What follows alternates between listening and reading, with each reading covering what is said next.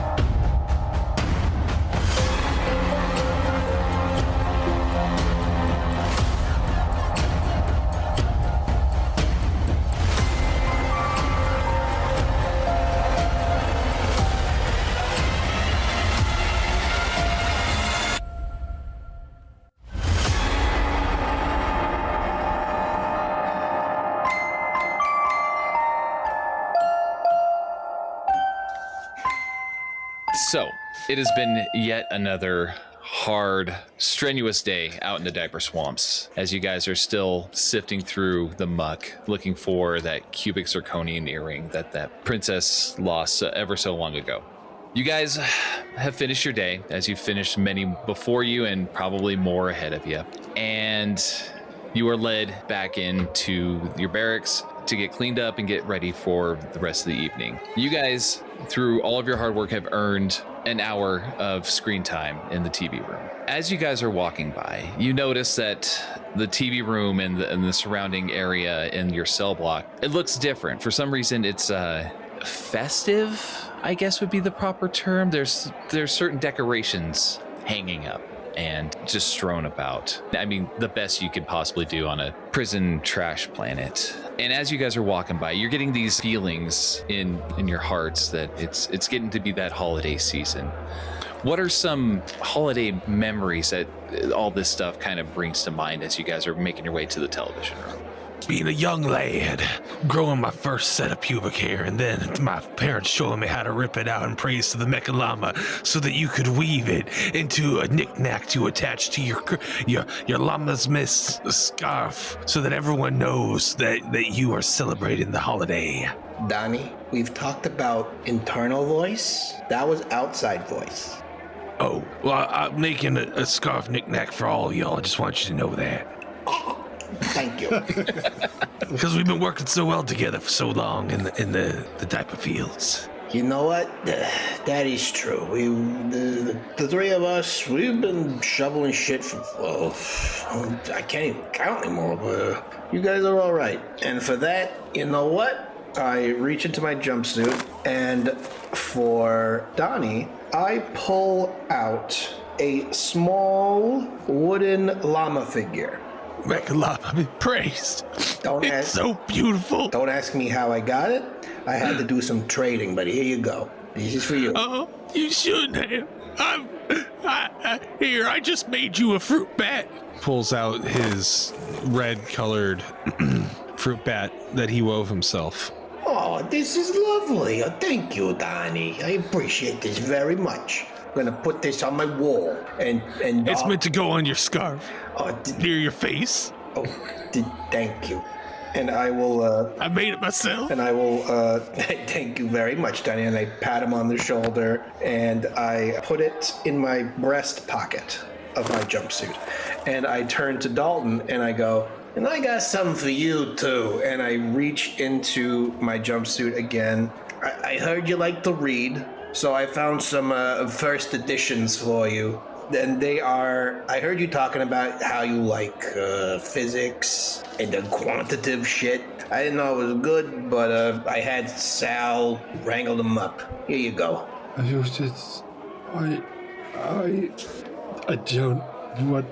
don't know what to say. Like, I can. And he like reaches into like his jumper suit and he pulls out 2 envelopes. One that says Collette and the other says Donnie on it. Oh. And he's like, this is a tradition from my planet. And here. I take my envelope. Donnie take his as well. I open it. Okay. So Colette's, you see it is a spreadsheet with like dot points and stuff, and it has a metric that is generating how many bowel movements you tend to have each day of the week, along with a rating system. And then you can see like a bell curve highlighting possible health issues, gauging off of the smell of and the frequency of your bowel movements. You know what? As weird as this is oddly informative. You know what? I'm gonna bring this up at the next physical. I am reluctant to say thank you, but thank you, Dalton. And I give him a hug. Yeah. And he's like just kind of still cradling the book and the awkward side hug type thing. And yeah, he's just like, in our planet, it's just a way to like show that like you matter enough for us to pay attention. Well, so did my bowel movements are they ever present in your mind? Or is this just part of the tradition? To be completely honest, it's really hard to ignore it when you do. Noted. I will bring that up on next physical. The second you two part ways, Donnie comes at you with a pubic scarf knick-knack of a coelacanth. He's like, it's a coelacanth. I'm sure I've gone on about the significance of the coelacanth here. Oh, I remember. I remember the coelacanth. Yes, you bring it up very, very often. Yes, you do. Thanks. And like he kind of like takes it and at the moment kind of puts it as like a bookmark. Oh no, you're supposed to wear it. Oh. On your scarf. Okay. Yeah, he's like puts it on the shoulder. Thanks. You're welcome. Opens up the envelope, looks at it. Man, I wish I could read. Yes, you see a lot of like data points, and then what's the data point? Yeah. I look over at it and Collette, as you read it, yeah, you can see it is a chart with the corresponding estimated length of the pubic hairs that he's been removing and a color coordination. And he's trying to map out, are the blonde ones tend to be longer or like the dark ones? So like corresponding, and then possible like theory, because apparently he did at least notice the weaving process, so he was starting to speculate about how many hairs he would need for different possible creatures to be made to match the colors of the hairs. I look at the spreadsheet like I'm a fucking Looney Tunes character. My eyes are like big and bugging out, just like looking at it up and down, doing double takes. And I say, I fucked up. Should have gotten you a fucking trimmer. So as you guys are making your way to the TV room, exchanging these very heartfelt and surprisingly informative gifts between each other, you make it to the room. There's a few other people that are kind of half-assedly staring at the television, and one of the guards is flipping through the stations. And he stops at one that the title screen comes up as The Gift. And as you guys are settling in, the theme music starts to play and the credits start to roll.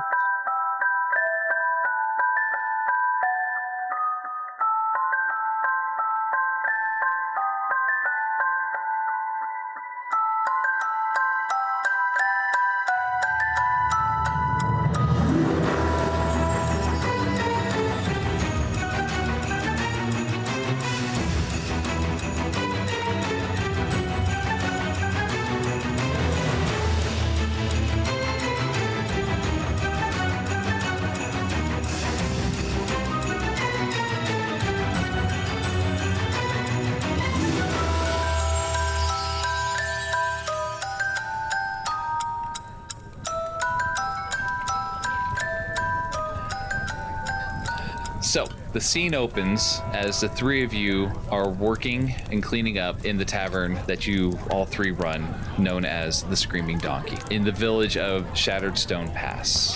Who are the three of you, and what are your roles in the tavern itself?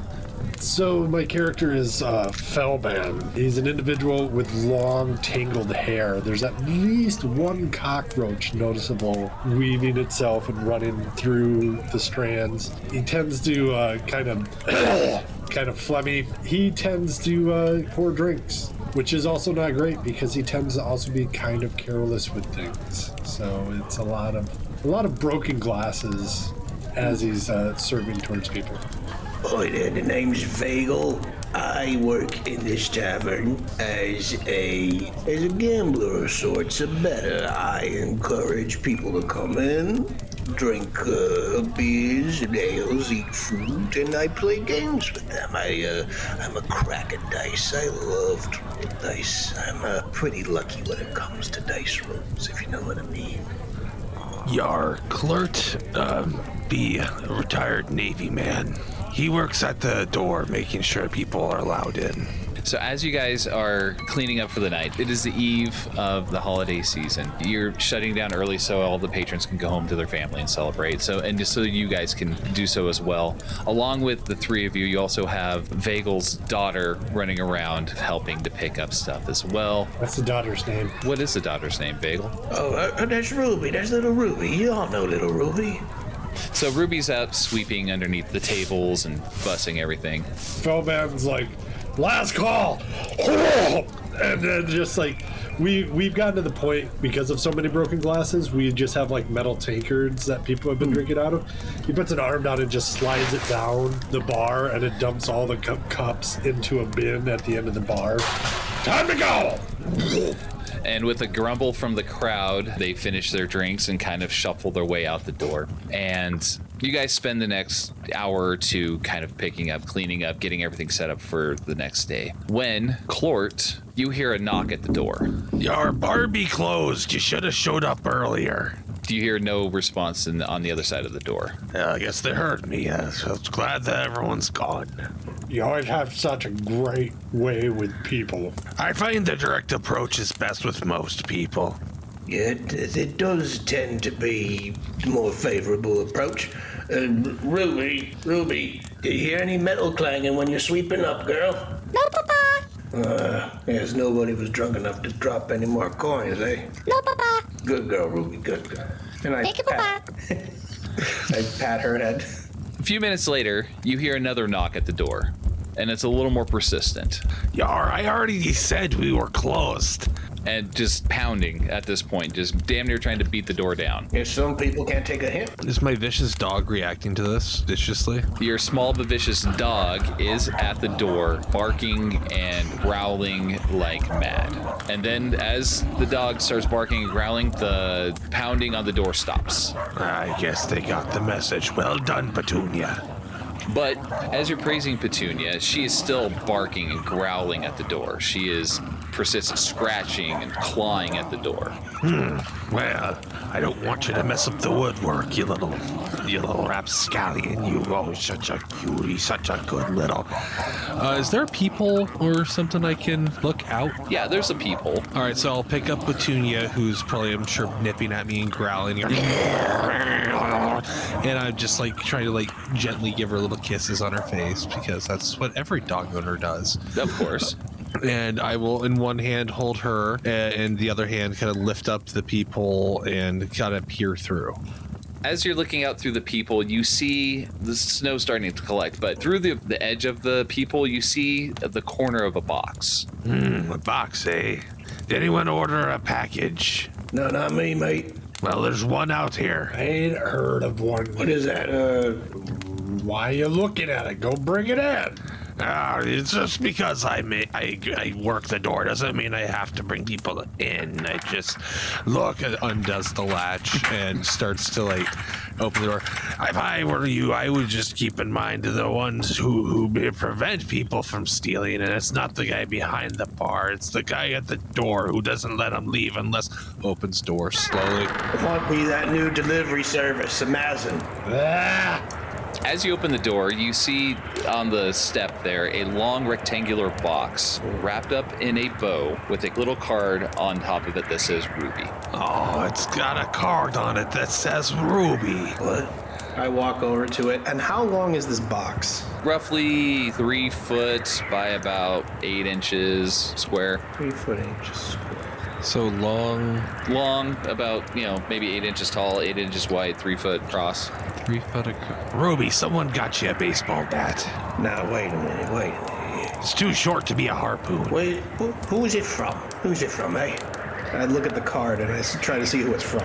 You will see that it is from a woman that is familiar to all 3 of you. A woman that you all 3 have had a relation with at one point or another. It is Ruby's mom, Prugel. I take the card like, Gah! Oh, Frugal!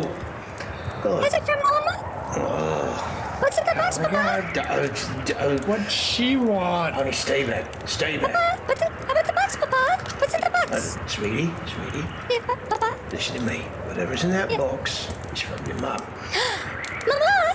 No. We've talked about this. Yeah. What have I told you about your mother? She's a lovely lady. That is not what I said. That's what I heard. No, that's what I said. That is the exact opposite of what I said. But what's from Mama? I was like, Klort and I had a pretty good evening. I cover Ruby's eyes and I flip off both of you. As you're distracted by flipping off the other 2, Ruby jukes around you and goes to grab the box and brings the box in. Oh, Ruby, hey. But it's from me, from Mama. And as she's tearing apart the box, she opens it up and she has a very confused look on her face. What is it, sweetie? And she kind of tilts the box towards the 3 of you, and it appears to be a flail. Aw, you're never too young to have your first flail. But I don't understand. And as Ruby goes to pick up the flail to hold it, you see something happen to her. All the color starts to drain from her skin, and her eyes start to gloss over. As they're glossing over, they're starting to have a reddish pink glow. And she goes from being confused to smiling as she starts swinging the flail around. Sweetie, so Ruby, dear, you okay? You okay, sweetie? Perfectly fine, Papa. And as she says that, she catches eye of Petunia and starts to make a mad dash to Petunia. Whoa there. Ruby, sweetie, I try to get in the middle of her. I'm gonna try to tackle this kid. Don't you tackle my daughter. Your daughter's attacking my dog. I think the priorities are in place. I'm trying. Well then, stop her. Help me stop her. As you guys are having this conversation, Oh no, I'm acting. I'm Yeah, no, Okay. I'm actively getting in front of Ruby. okay, both of you guys make agility tests. Oh shit. Well, I am man. lucky. I roll 2 dice. -3 on agility. And wait, let me see what's mine. I think I got a 14. I have a 0 to agility. Ooh, that's a 15. Okay, so as you guys go to grab up Ruby, she feels different. She feels hot to the touch. She is burning up. She is flamed right now. She is so hot. And She's got the fever. she's writhing and wriggling and has still got her eyes focused on Petunia. And as Petunia catches wind of the fact that they're being chased, Petunia makes a mad dash out the door. No, my precious little doggy. I follow Petunia. I keep holding on to Ruby. Run! Run, Petunia! Save yourself! I just keep holding on to Ruby. I'm like, sweetie, ow, sweetie, ow. You kind of burning, but it's okay. That's okay. I'm Daddy's here. Ow. And she is just relentlessly trying to break free. As you guys are holding her, the heat just radiating off her is almost unbearable. Oh shit. Wow. Klort, as you go outside, you see Petunia make a mad dash for the middle of the street. As Petunia is crossing the street, you do notice that there is a gang of what appears to be 5 other children running down the street, chasing your neighbor, Mrs. Throckmorton, with flails, swinging them madly. Wait. And she is not making very good progress. Oh, shit. As they cross in front of you, they end up catching up with Mrs. Throckmorton, and they pummel her to a God. bloody mess with these Jesus flails. Christ! And as she drops laying there bleeding in the street, they run off down the street. Children of the Flails. Hark hear the flails. Okay. Felban and Vagal, go ahead, make a strength check, DR 14, All right, DR4. to keep hold of our sweet Ruby. That's a nope. That's a wait. Strength? Strength. Yes, that's a 16. Okay. So Wee. as she's writhing in your hands and the heat just radiating off her, she slips from your grasp there, Felban, but Vagal, you still have a firm hold on her. Sweetie, I told you not to drink all that Vimto. It's full of sugar. And she is just, Let me go. Now you listen here, young lady. I did not raise such a violent and quite tepid daughter. Ow, all this burns a lot. Don't like it. go ahead and make another strength check, DR 14. To keep hold of her. The heat is just intense. Nope. Don't make. Don't make it. Okay. So as she's still writhing around, the heat has become so unbearable that you just end up letting her go. And she makes a mad dash, bursting between the two of you out the front door, running past Klort aimlessly down the street. I immediately run after her. Ruby, love, Daddy's coming. I'm going to drop a map of our fair city, the Shattered Stone Pass, in the Discord chat. Oh my God, this is fucking bananas, boys. Yeah. Look at that. Here we go. So, Oh, it's all right. along with where you guys are centrally located in the town, there is Oliver X's house, Krugel. Fucking Down to the brutal. southeast, there is the guardhouse, which is basically the law enforcement agency up in the northeast. And then there's also Lord Turgan. Lord Torgan's manor. He's basically the ruling faction, Vassal? the vassal of the village, yes. As you guys get outside, as Klort has already seen, there is just troves of children running back and forth, chasing adults with flails, catching some of them, catching each other. They're recklessly swinging these things and causing a mass of chaos and disorder in the town. As I'm running outside, I find Klort, and I'm just seeing what he's seeing, and I just go to him like, what the bloody fuck is this? I've heard stories, but never seen anything like this myself. It's a real Hatchberry Cuckoo's Children of the Corn kind of scenario. I only understood some of those words, but I get what you're saying. So, as you guys are standing here in pure utter shock and bewilderment of what exactly is going on, I immediately flash back like, oh wait, what am I thinking? I grab Klort. Ruby, did you see Ruby? Which way did Ruby go? I have seen things tonight like that. And he points over at the woman laying motionless in the street. I look down and I'm like, oh my God, it's Mrs. Throckmorton! Bloody hell! Sorry, I wasn't paying attention to where What? Ruby went. What happened? Your guess is as good as mine, mate. What? Come on, these thinking caps, guys. Think about it. Kid with flail. Well, yeah, but Attack dog. But why? Why did they attack? Remember that time I said that this is like, Children of the Corn scenario? Yes, that was literally 3 minutes ago. Yeah, more like 3 seconds, but we'll move on. Sorry, time escapes me at the moment. Kids grabbed flails, chased Mrs. Throckmorton, and then they laid her out in the street. Wait. Flails? All of them matching flails, like they were giving out this like the must-have holiday Christmas item that you can get at your local store. Get it now for $19.95. Buy one for your loved ones and children. This is a paid advertisement for the flails processing industry. Anyways, sorry, I don't know what came over me there. Good product placement, but anyway, but lads, we have quite the mystery on our hands. Whoever gave my sweet precious Ruby that flail gave Flails to all the other kids in the town. Well, according to the tag, it was her mother. Her mother who cares very deeply about buying the child what she wants this year for the holiday, like a flail. That cold-hearted witch. She's the one that did this. I immediately start stomping towards Prugel's house. I'll lean towards Klort. If we're going to see Prugel again, you think she'll let us do what we did the last time? Not a fucking word. I get the top this time, not the bottom. Shut your bloody pie hose, or I'll shut them for you. And as you guys are making your way towards Prugel's house, walking by the bleeding, dying body of your good neighbor, Mrs. Throckmorton, she looks up at you, hand reaching for some sort of semblance of help. No time, Mommy. We gotta go. And she's like, this would be a great time for a break. Like an advertisement break. A break to let you know about Flails, available at your local supermarket.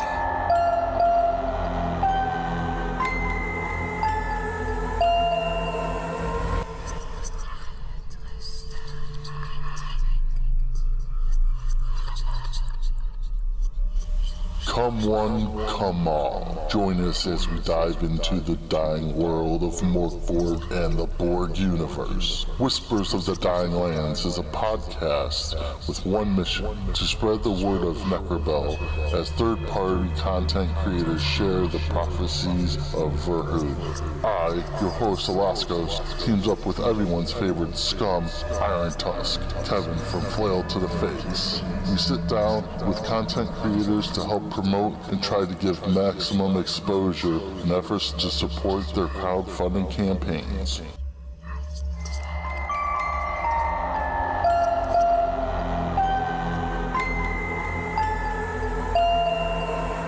And now, back to the show. So, you guys are standing out in front of the Screaming Donkey. Mrs. Throckmorton, your lovely neighbor, is bleeding in the street, and there are just groups of children swinging these big, monstrous, bloodied flails chasing after random villagers. You guys have decided that you're going to go to see all of your ex-wife Prugel? Yes. Oh, I imagine that Klort and Felban, they're not ex-husbands of Prugel. We just happen to have a very fun weekend in Cancun together. You know. Yeah, I don't mean to assume anybody's marital status with the good Miss Prugel, but you guys are actually just standing outside. Are you planning on arming yourselves? Or are you guys just gonna go gung-ho? What's the thought process as you guys are seeing all this massacre in the streets? Montage. It's montage guy. Yeah, I'm gonna grab my backpack with my crossbow. And I have my crossbow. And then I have a large, heavy silver crucifix. I have my crossbow. Okay. I have my scale armor on. And I have my lantern. I grab a knife. That's really all my character sheet gave me for a weapon is a fucking knife? Uh-oh. That's lame. It's okay. They're only kids, so it's fine. That's true. To them, it might be a dagger. Perfect. Okay. So you guys have armed yourselves. You guys are standing in the street seeing all these groups of children chasing villagers around. And you have a few choices to get over to Prugel's house. You could take the main streets, you could take like the back streets, or you could take like some alleyways, just depending on which route you want to go to get there. Oh, guys, I'm going to say we go ahead and do the back streets. It's what Prugel likes. I believe that to be the case as well. Vagal shudders, but ultimately agrees. Okay. As you guys make your way through the back streets, as Prugel so likes, you round a corner and you see one of the town's guard dragging his shattered leg behind him as he's running away from a child that's mercilessly swinging this flail at him and gaining ground. So his leg is broken. His leg is broken and he's just dragging it behind him as he's trying to get away from this child. But it's a town's guard? It is one of the town's guard, yes. And the kid is distracted. The kid is distracted. A-cab, motherfucker. Sorry about your luck. And I'm just going to keep going towards Prugel's. I follow suit. I'm just focused on just getting to Prugel's house. Through this back street, you're basically going to have to pass the child and the town's guard. As you guys are passing by, the child doesn't seem to pay you any money. You're a shank a kid. No, All right, I just kidding. as we were getting close, if the kid doesn't realize it, I'm going to go throw a rock in the vicinity of that guard to see if the kid will notice it. Okay. As you throw the rock, the child doesn't seem to pay it any mind and finally catches up with the town's guard and takes out the other leg, dropping the guard to the ground and begins to mercilessly pummel this guard to death with this flail. You know, all of this violence might not be a bad thing. There could be a blessing in disguise here. I need to check out that flail. I shanked the child. Okay, go ahead and make an attack roll.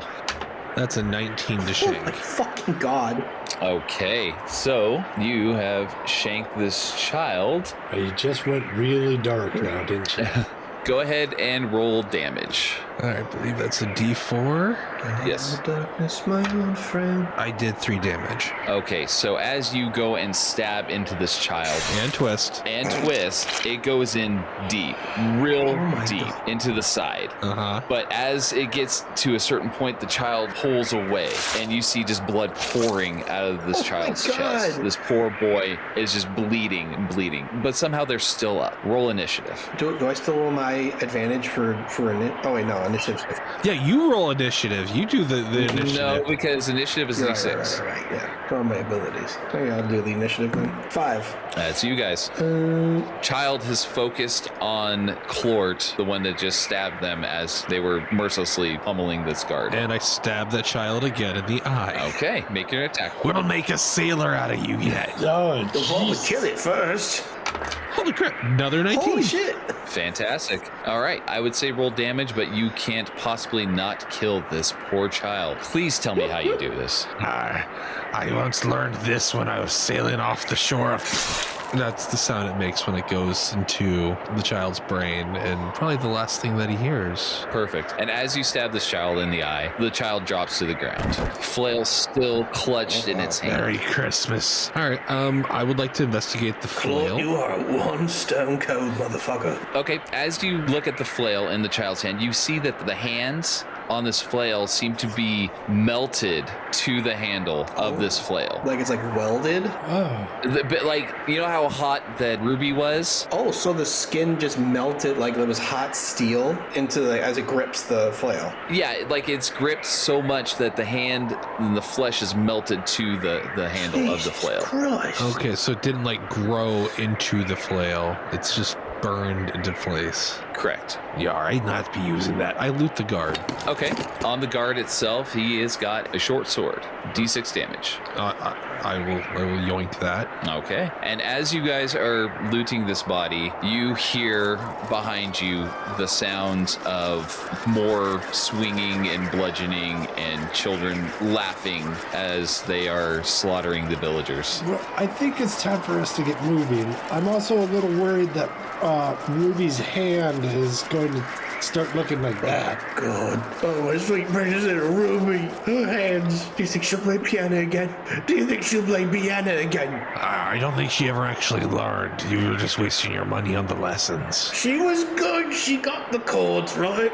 No, she wasn't good. She wasn't good. She was Chopin. And I keep walking toward Prugel's house. All right, Mr. Gambino, go ahead and roll me a D8. A D8? Oh. Yes, please. Yeah, I'm gonna use my new metal die. Ooh, fancy. Funk. That's a 5. All right. As you guys are making your way down this back street, you start to round a corner. You see a group of 10 kids that are busting out the glass in the corner store.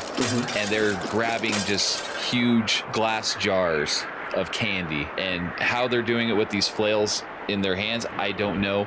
I didn't think about that logistically until I said it just now. It was my immediate question. Yeah. They are bashing the glass jars of candy and dumping their heads into the pile of candy and glass and trying to devour as much candy as possible. How much glass is stuck to their face? Kevin, roll to have glass of face.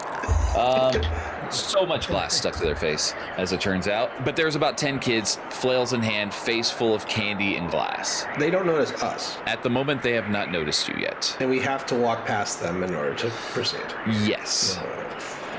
Well, guys, I'd rather not have to stab and maim additional kids, so if we could try to sneak past this would be great. Yeah. Why? I didn't have a problem with it. Well, I just look at Like Klort. side-eye squinting at Klort. What the hell is wrong with you, mate? Look, they're all going to be maimed for the rest of their lives. So anything I did that little lad a favor. I'm just gonna sneak on, boy. Yeah, we're gonna just sneak. Agility tests for everybody that's sneaking. DR 10. Whew, 15. 11. Ooh, that's a 14. Perfect. So as you guys are making your way past this group of children, they are more than preoccupied with cramming their face full of glass and candy. Glass candy? Rock candy? Candy and glass. And they pay you no mind. But even still in the background, you still hear the sounds of the whole town being ravaged by flail-wielding children. But as you're progressing down the back street, Mr. Paschke, go ahead and roll me a D8. D8. I've got one of those here. Get out my other dice.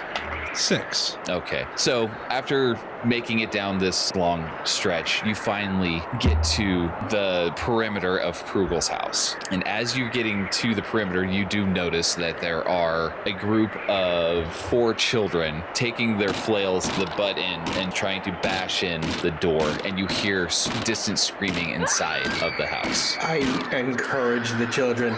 Good! Smash that house! Kill that bitch's kneecaps! Don't we want to get some answers first? Oh, wait, what? It wasn't it your decision to come here? We were following you. Fine, I guess we do need answers. God damn it. And I just mumble. Does this mean we get to kill more children? That is not the goal! What is wrong with you, man? As you say that, you feel something rush against your leg, Klort, and No. you see zooming past you, Petunia, making a mad dash for the children that are beating down the front. Oh, shit.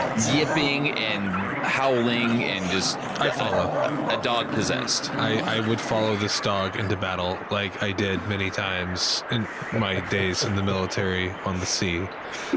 Yes, I go, I follow. What you all hear is, Yar, we must go kill these kids! I look at Felban and I go, when did we become friends with this guy?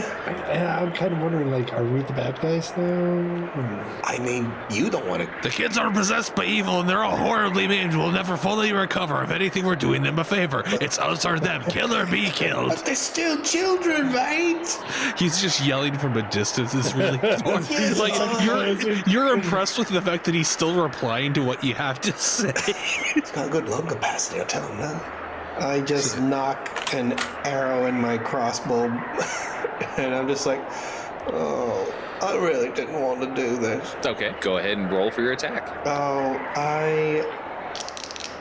Alright, I aim at one of the kids. There you go. Doesn't feel good to say. Say it. Holy fuck, I rolled double ones. So My crossbow explodes. Twice. Oh, God. So as you knock the bolt in the crossbow, actually, you tell me how this fumble By happened. some divine intervention, God heard me utter the words, I guess I'm gonna have to kill a kid. And my crossbow explodes. Like, as soon as I pull it back, the tension just breaks, and the butt of it hits me square in the face and breaks my nose. Okay. Take a point of damage. All right, I'm at 5. As your crossbow explodes in your hand, the 3 of you notice that the beating of the flail butts against the doors have stopped. And these 4 children have got their focus on the 3 of you Oh, fuck me. completely. And they start to charge. Somebody please roll initiative. I'll do it. Yeah, nobody trusts me. 5. Nice. That is you guys. I use my newly acquired short sword to murder a child. Yes. Short Say the swords thing. also available at retailers that sell flails. Buy a short sword today. So yeah, whatever child comes up at me first, just, straight shot to the head. Fantastic. That's, do I have any omens? I have 2 omens. I would like to use up one of my omens. I will allow it. All right, get out of here, 2. I rolled a 1 with my omen. Before that, I had a 2. Go ahead and roll me a d2. 1 will be the sword breaks. 2 will be the sword is loosed from your hand. I have a knife. Okay, so tell me how you lose your sword. Well, you see, this town was poorly funded by its local Lord Trigger McGee. So, you know, just real cheap metal, basically. Went to swing it. The peen on the pommel of the sword just wasn't really even barely peened on there. So, like, the inertia of me, like, bringing the sword out just launched it over the head of the kid and just stuck into the wall of the house. That sounds about right. Okay, with that being said, who's next? I guess I'll go. This will be fun. Can I find like a rock or something? Oh, absolutely. You can find any rock you want to throw at these children. I pick up the biggest rock in Prugel's yard, and I'm going to use that as a bludgeon for this kid coming at me. Absolutely. I would love for you to roll this. Ooh. This doesn't feel good, but we're gonna do it. Alrighty. Ooh, I do not do it. Okay, please explain what happens exactly. So I pick up a rock and I threaten the kid like, stay back, I'm gonna brain you with this, I swear to God I'll brain you. And the kid keeps charging towards me, manically swinging its flail, and I just try to overhead like smash the rock against it, but I go wide and I misjudge like the height of the child's head in comparison to my swing, and I miss him completely. Okay, Thomas, Felban. Yeah, I'm really having like this crisis of, I gotta punch these kids or so. Like, he has his crossbow and he's gonna try to like just basically maim one. He wants to just like arrow to the knee. Okay. I can't chase after him. Okay, perfect. And let's see, presence. That is a 15. All right, you shot an arrow into the child's knee. What is the damage? That crossbow is a D8. Oh, max damage. Please roll that damage. Please roll that 8. Please roll that 8. That's a 7. Yes! All right, I'm gonna aim for the knee. Oh, that's the head. Thomas? Please tell me how you kill this child. I know. So basically he lines up this shot and he's like really intent on trying to take arrow to the knee, and that last instant before he pulled the trigger he like closed his eye because he was just like, I can't believe I'm doing this, and the shot actually goes up a little bit and hits like that artery in the upper leg and causing the kid to just fall unconscious and bleed out there. Child drops. Because I am a terrible person. Stop smiling, Paschke. Stop smiling. Yeah, I'd be proud of you, boy. You're finally becoming a man, unlike that child will never be. What is wrong with you? Dear fucking God, man. That being said, these 3 flail-wielding children are coming at the 3 of you. Everybody please make an agility test in defense. That's 17. Okay. That's 16. Well, with a -3, that is a negative. Wait, actually, if it's agility, it's 18. Yeah. Oh, no. I forgot to add. It's a dirty 20. Ooh, Oh, nice. fantastic. No, I just got a 16. Okay, so the ones that are swinging at Klort and Vagal, they are still trying to get their balance down as they're swinging it. The one coming after Felban basically runs over the one that was shot by Felban, using them as a jumping point, and swings whole hog at Felban. Please roll a d8 for damage. That's a 3. 3 points of damage. I'm going to spend an omen to try and reduce that. I would love it if you did, being as you have 2 hit points. Yep. That's a 4. Oh, shit. So, Felban, these children, you know that their innocence is still there. As this flail comes swinging at you, please tell me how this child takes you out. Oh, my God. No, I prevented the damage. Oh, you did? Okay, disregard that whole thing. Okay, so the child swings at you. It trips over the arrow that was lodged in the other one's knee and misses. Completely disregard the fact that you died. Okay, somebody roll initiative. I'll do it. Shit, that's a 2. That is them. Okay, so again, these children still whipping these flails around, coming at the three of you in no particular order. Everybody make an agility test to defend. 3. I got a 12. I got an 18. 13. Okay, all right. They're still trying to balance themselves, trying to wield these things. You guys are narrowly avoiding as they are missing your guys' attack. Do we recognize these kids, or are we like... These are just some rando kids from the village. Okay. But you do see, just like you saw with Ruby, that all the color has been drained from their skin. Their eyes have kind of glossed over and have a bit of a pinkish red glow to it. Okay. I'm getting out of this. I am going to try and climb like the side of Prugel's house to try to get to like an upper, like to the rooftop or like a second story window or whatever, trying to get away from these monsters. Okay, yeah, there's like a little shack that's connected to Prugel's house that you can get on top of if you make an agility test. Oh god, I'm going to get agility. I don't know, this seems like the right thing to do.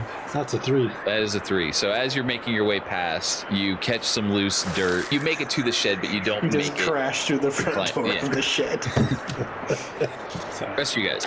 Is there anything in the shed? Thomas is in the shed now. Thomas is in the shed. I'm in the shed now. Felban is. All right, who's next? I'm kind of hoping to see if I can find like an axe in the shed. I guess I will try to... What's the word I'm looking for? I would like to unalive via slitting of the throat a child. Okay. We are Please all do. going to be on a watch list because of this episode. You do know that. What? Thank you, Alt. What? Why would we be on a watch list? Because I just went up from behind a child that like missed his swing out of mace, and I tried to just grab his head and just pull my knife along his throat slowly. While I laugh. Did you make the attack? I think it was a 13. Okay. That is a solid hit. Go ahead and roll your damage. All right, it's back to that stupid knife. Couldn't have a sword anymore. And your sword's stuck in the house? Yeah, that's only 1 damage. All right. So as you Oh, no child-killing trap for Mr. Paschke today. The child lived. Boo. Yeah, as you go to slice the child, it does nick the neck and blood does start to trickle, but it doesn't seem to be slowing down the child. Vagal, I'm what would going you to like try to do? to unlodge the sword from the side of Prugel's house. Okay, go ahead and make a strength check. Strength check, Mörk, come here. Actually, make an agility test to get past these kids first. All right, I'm gonna do that. Watch me do that. Ooh, that's a 15. All right, now go ahead and make a strength check as you zip past these children to pull the sword out of the wall. A 14. Perfect. So you have successfully pulled the sword out of the wall, and as you do, the front door opens, and you see the town guard leader, Sergeant Haversham, comes out with the sword, and he's kind of wrestling with his pants as he's coming out the door. What is going on? What is going on out here? Oh, so you've been spending time with Prugel too. You guys know Prugel? Yar, I believe you were just warming her up. I mean, she's. Never mind. What the fuck is going on out here? Oh, it's just a normal Tuesday. Killing kids. Klort. What? Klort, don't listen to him. We don't know what's going on either. These kids they got that arm of flails and they're just killing people. That's fucking. You know how insane that sounds, right? Yes, but look! Bloody look! Roll initiative. Who's doing it? Sure. I gotta die. You got a 4? That is you guys. Oh. So there's 2 children that haven't even been hit, and then there's one that's got a small nick on them, and they are still in proximity of you guys. I take the one child that I nicked. I rotate him towards the town's guard. I'm gonna go, show him what you got. And I kind of give him a little nudge at the captain of the guard. Okay.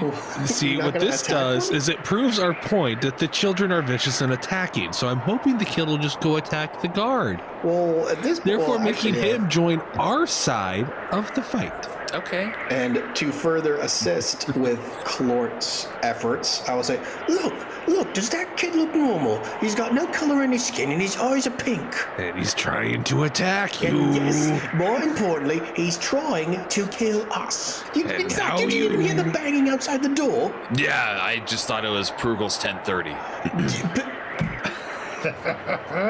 That's me. If this were any other day of the week, mate, I would gut you like a fish.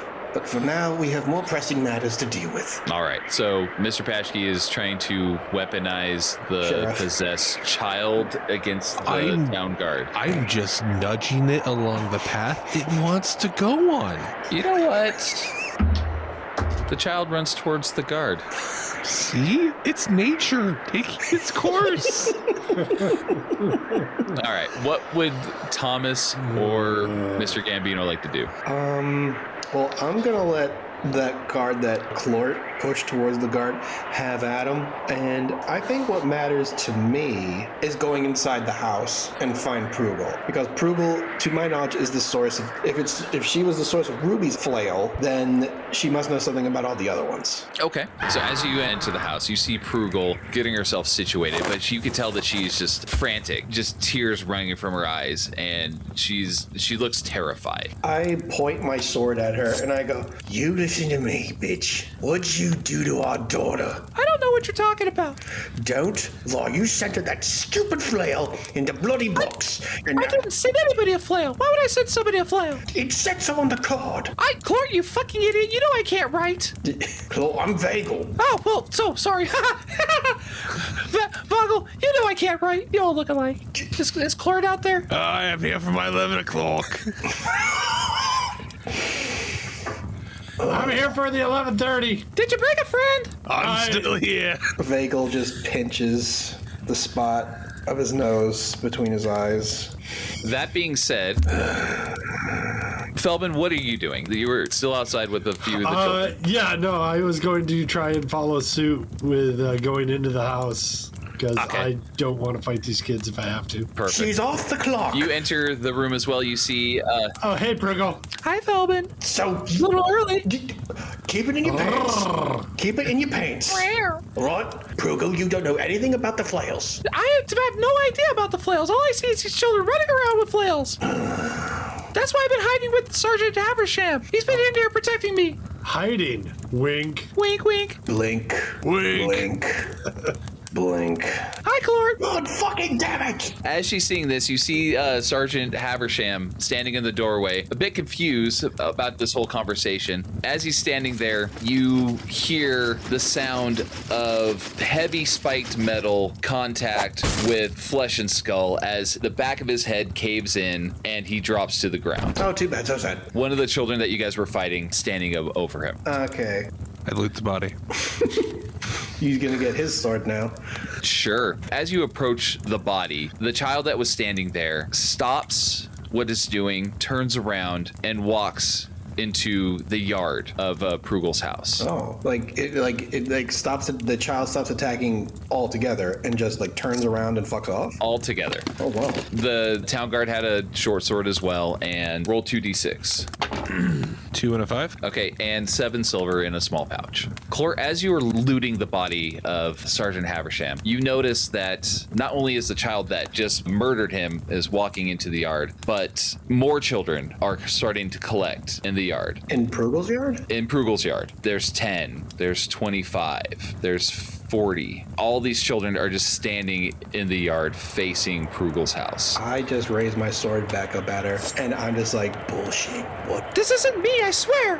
And as she says that, you see that the group of children part, and you see a teenage boy that you all recognize as Lord Torgan walking from the crowd and standing in front of them. Same drained color from his skin, same reddish pink glow in his eyes, and he just stands there laughing. Does he have a flail in his hands? He does not have a flail in his hands. Oh. Isn't it amazing? Have you ever seen anything so beautiful, so glorious? Isn't it lovely? What have you done, you little twat? Well, obviously, I've taken care of the adult problem in this town. Now, I can do what I want. I can do exactly what I want. Do I want this farm? Of course I can have this farm. This is mine. There's no one to tell me no. That store, I can have all the candy I want.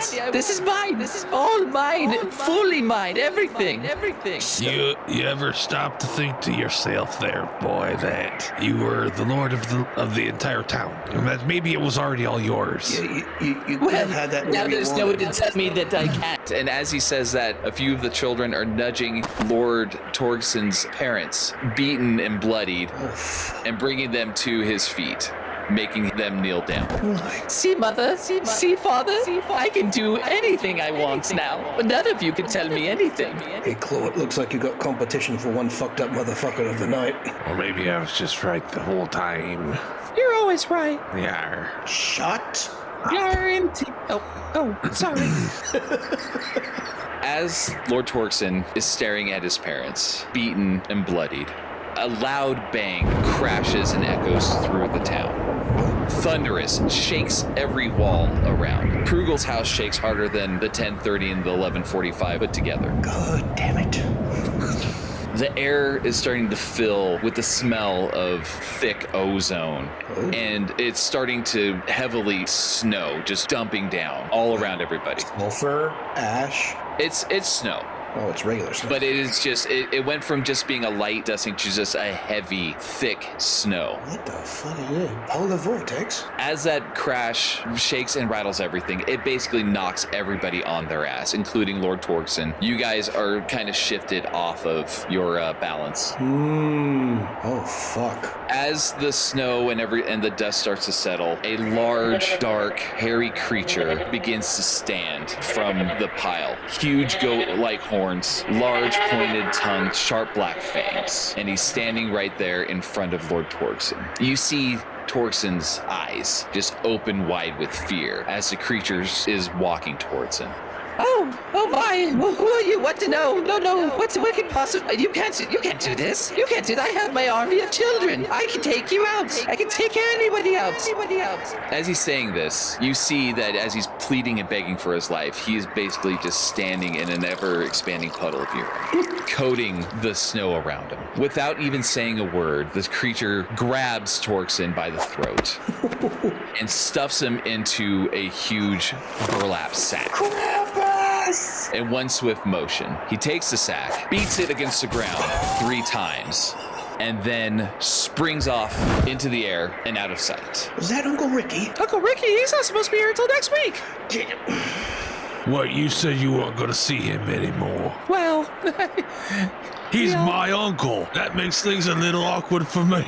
As the snow and everything starts to settle, you see the children get their color back into their skin. Their eyes fade from that reddish pink glow, and their hands let go of all the flails dropping to the ground around them. Their hands still scorched and burned. Games for life, called it. Do I see Ruby amongst the children? Yes. Ruby! Oh, Ruby, sweetie! And I run toward her and I scoop her up. Oh, sweet baby, my sweet little Ruby. oh, my hands. Oh, it's okay. It's okay. We'll get some aloe vera on. Oh, baby. Oh, I'm so glad you're okay. It's okay, sweetie. It's okay. Felban's gonna lean over to Klort. Guess we won't have to listen to the piano anymore. Yeah, all she could do is play chopsticks. Darn. It'll probably be about the same, really, when you think about it. And as you guys are saying this, you see the children still confused, kind of walking around with their hands just burnt and maimed. They started to disperse. And you see Ruby staring into Vagal's eyes, just looking at him and saying, Papa, do these look infected? Well, oh yeah, they do look a bit infected. Now, if you excuse me, Ruby, I gotta talk to Prugel about a possible 12:30.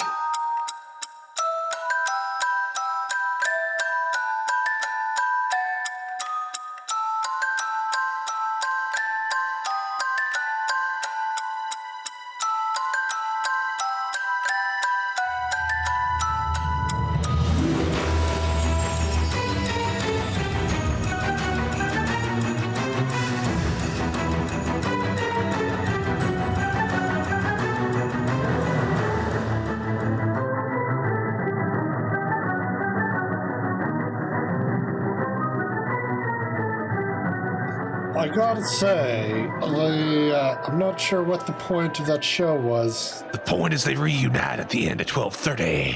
The point is, don't trust children. They will only grow up to hurt you. I mean, yeah, that was a given. I thought everyone knew that. Well, it just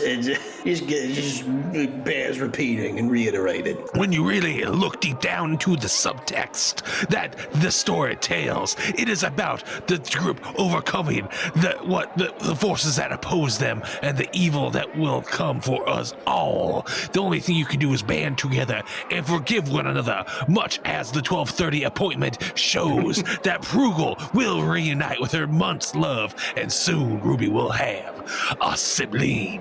As Donnie talks, Collette sort of flashes back to Christmases at her home back when she married her first husband, not Sal, a guy named Vinny. And she flashes back to Christmas at their house. And fresh under the tree, she hears the stomping of her son coming down the stairs and excitedly opening a present, and he rips it open and she remembers her son Gaetano look at her and go, "Mom, you got it. How did you know? How'd you know what I wanted?" And she kneels down in front of him and goes, "Sweetie, I always know what you want." And then I flash back to the TV room. Beautiful. Well, happy holidays, everybody. Happy Flail-Days! Yeah. Woo! Flail, miss time this year. Flailing times are near.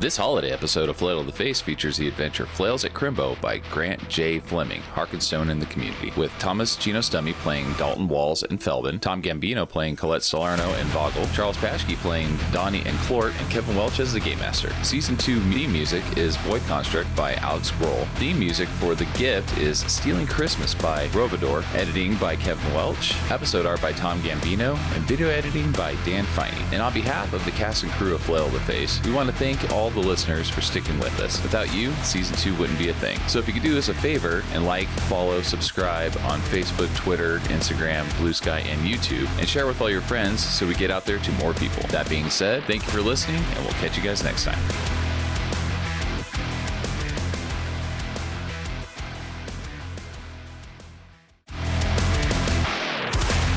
And this is where Kevin puts in his little segue into the television show. And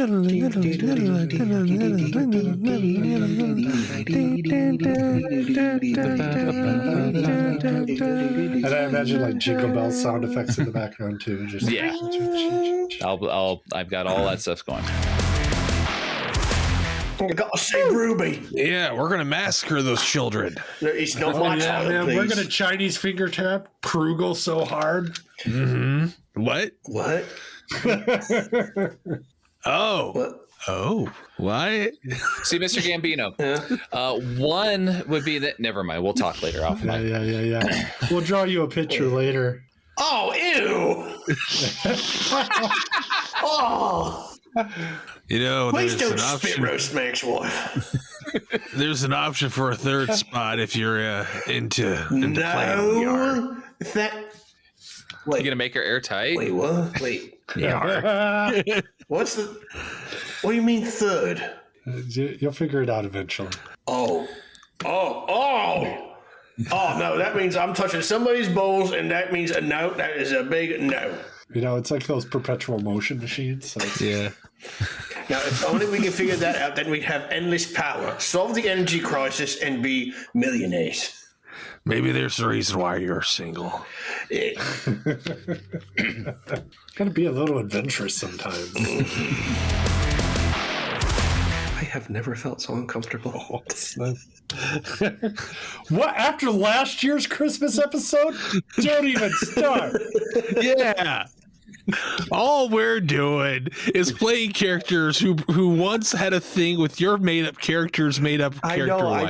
I just had an astral projection moment, and I saw myself in the moment, and I was like, "Ooh, I don't know, but it's weird." But was your character still married to that character? Yes. I mean, we're still hanging out, so clearly we're all three cool. Like we have an understanding. Yeah, we're tonal buddies, I guess. yeah, We're man. tonal buddies. Eskimo brothers, if you will. Yeah. And now we'll cue back into the whole TV room. Woo.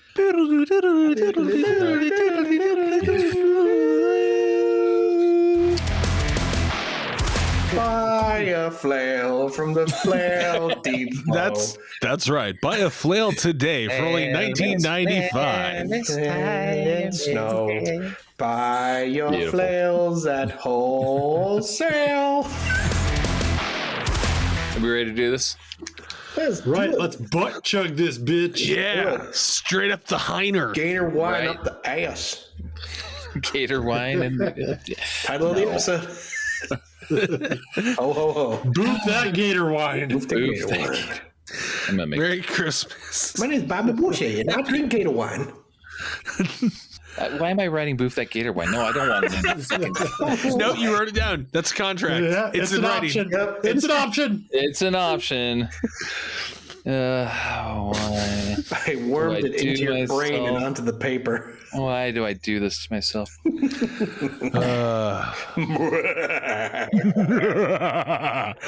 Power word boof. Oh man, that is a Borg spell. That's happening.